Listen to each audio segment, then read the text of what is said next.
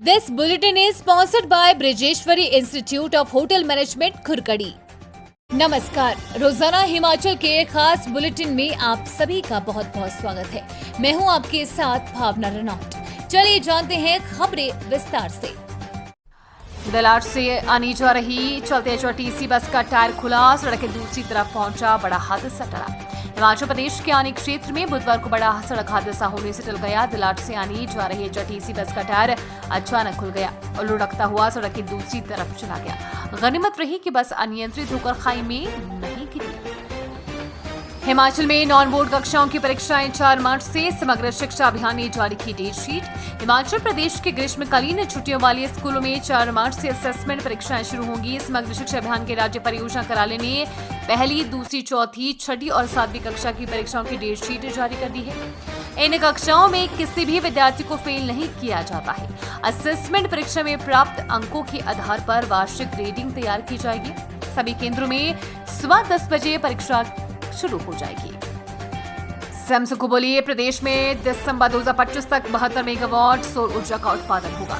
मुख्यमंत्री सुखविंदर सिंह सुक्खू ने बुधवार को कहा कि दिसंबर 2025 तक हिमाचल प्रदेश में 7 परियोजनाओं से 72 मेगावाट सौर ऊर्जा का उत्पादन किया जाएगा। उन्होंने कहा कि प्रदेश पावर कॉर्पोरेशन लिमिटेड ने ऊना जिला में 2 परियोजनाओं का निर्माण कार्य शुरू किया है।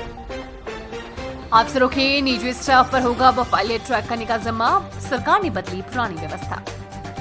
अब हिमाचल प्रदेश के प्रशासनिक सचिवों, विभागाध्यक्षों, उपायुक्तों सहित प्रबंध निदेशकों के निजी स्टाफ पर अब फाइलें ट्रैक करने का जिम्मा रहेगा। फाइल प्रबंधन की प्रक्रिया सुव्यवस्थित करने और प्रशासनिक कार्य की दक्षता में सुधार के लिए राज्य सरकार ने पुरानी व्यवस्था बदल दी है।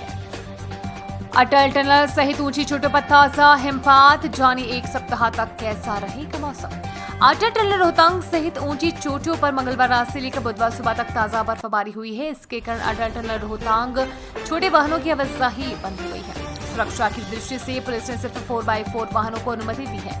सड़क पर ब्लैक आइस जमने से वाहनों के स्किड होने का खतरा बना हुआ है। सेवा चाय बागानों में भी बनेंगे होम स्टे, गैर हिमाचली पर्यटन कारोबारियों को भी अनुमति। हिमाचल में सेवा चाय के बागानों में भी होम स्टे बन सकेंगे। गैर हिमाचली पर्यटन कारोबारी भी राज्य में होम स्टे चला सकेंगे। रिहायशी इलाकों में होम स्टे चलाने के लिए रेजिडेंट वेलफेयर एसोसिएशन से एनओसी लेना जरूरी कर दिया गया है। प्रदेश सरकार ने बहुप्रतीक्षित होम स्टे के लिए नए नियम जारी कर दिए हैं। हिमाचल में क्यों फेल हो रहे हैं दवाओं के सैंपल, चलेगा पता, गुणवत्ता भी सुधरेगी। हिमाचल प्रदेश में बनने वाली दवाओं की गुणवत्ता नियंत्रण पर अब और ज्यादा काम होगा। राज्य के उद्योगों में बनी दवाओं के बार बार फेल होने के कारणों का पता चल सकेगा और दवाओं की गुणवत्ता भी सुधरेगी।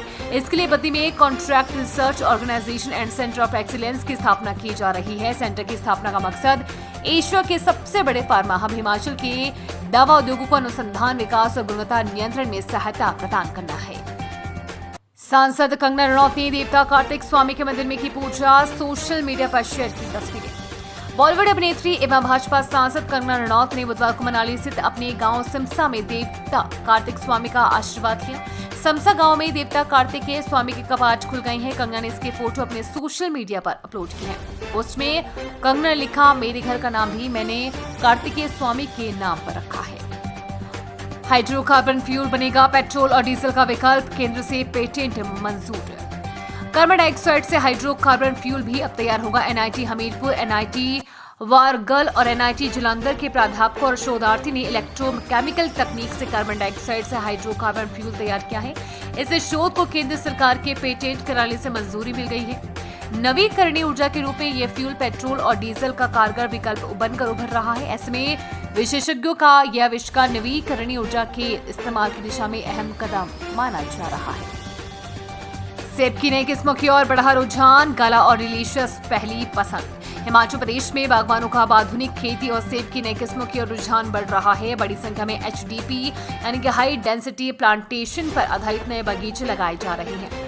सेब की पुरानी किस्मों के स्थान पर बागवान नई किस्मों को तरजीह दे रहे हैं। कम चिलिंग आवर की जरूरत, कम जगह में अधिक उत्पादन और तीसरे साल ही फसल जैसे खूबियों के चलते गाला, डिलीशियस और फ्यूजी किस्में सबसे अधिक डिमांड में है।